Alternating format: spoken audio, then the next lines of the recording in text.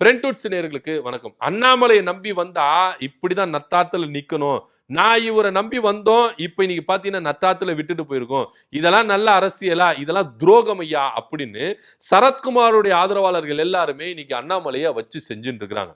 இது போக சரத்குமாருடைய ஆதரவாளர்கள் போர்க்கொடி தூக்கிறதை இங்க பாக்குறோம். ஒண்ணு பாஜக மாநில தலைவரா வாங்க, இல்லையா சமத்துவ மக்கள் கட்சியை ஜூசி தட்டி எழுத்து என்ன பண்ணுங்க, டிவிக்கு கூட கூட்டணி வைங்க. நீங்க 2026 வரைக்கும் சமத்துவ மக்கள் கட்சியை பல்ல கடிச்சு கொண்டு வந்திருந்தா இன்னைக்கு நம்ம டிவிக்கு கூட கூட்டணி வச்சு பல எம்எல்ஏக்கள் ஆயிருக்கலாம்.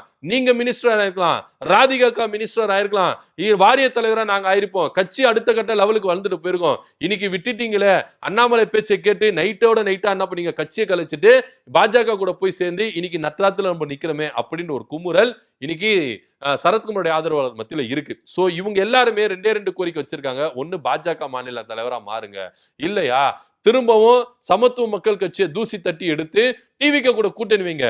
அடுத்து வருகிற உள்ளாட்சி அமைப்பு தேர்தலை போட்டிட்டு நம்ம அடுத்த கட்ட லெவலுக்கு போயிடலாம்.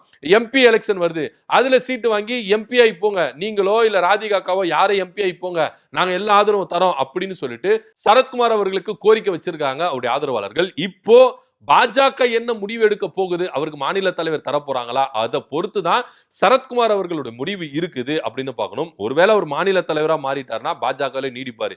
இல்லாத பட்சத்துல அவர் சமத்துவ மக்கள் கட்சியை தூசி தட்டி எடுத்து டிவிக்கு கூட கூட்டணி வைக்க போறாரு அப்படின்னு இங்க பேச வருது. இதை பத்தியோட கருத்து என்ன அப்படி கீழே கமெண்ட் பண்ணுங்க. நன்றி, வணக்கம்.